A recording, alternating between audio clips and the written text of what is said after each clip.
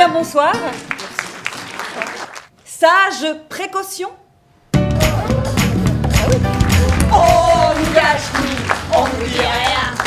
La vérité sur les déos, si je les respire par les naseaux. On nous cache tout, on nous dit rien. Entre alarmisme et impuissance. Toute la semaine, on est contraint par des horaires. La voiture, c'est la liberté.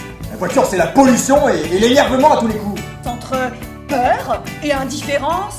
Le diffuseur caché au-dessus de l'armoire. Le diffuseur automatique d'odeur. Air pur, des algues toutes les 5 minutes. C'est ça qui te dérange. Tu as vu la composition de ces produits? Ah oui, bah ça c'est chimique, oui, c'est sûr. Entre certitude, incertitude, vraies informations, rumeurs. Le phénoxyéthanol ou EGPHE. Allergène reconnu et suspecté d'être neurotoxique, présent dans les shampoings. Armelle est de plus en plus intransigeante. Le bio, c'est devenu une obsession chez elle. Une véritable religion. Que dire? Que croire? Que faire?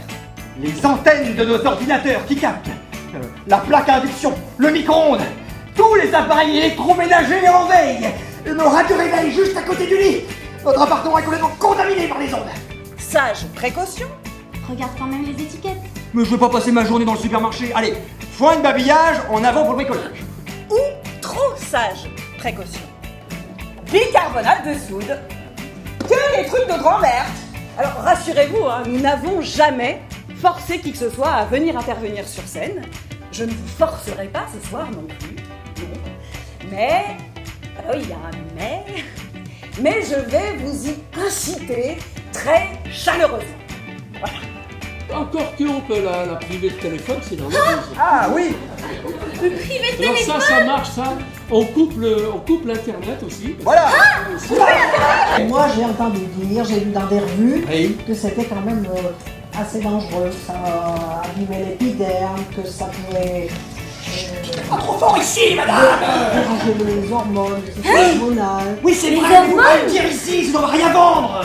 Alors vous l'avez compris, nous n'étions pas là ce soir pour trouver des solutions uniques ou catégoriques. Bien sûr, hein, il n'y a pas une seule solution. On a travaillé beaucoup sur le sujet. Je pense qu'il est urgent aujourd'hui d'avoir une attitude de prudence, de précaution, justement, puisque c'est aussi le thème de ce débat, c'est de se dire, n'attendons pas d'être sûr pour réduire l'usage de ces appareils à ce qui est raisonnable.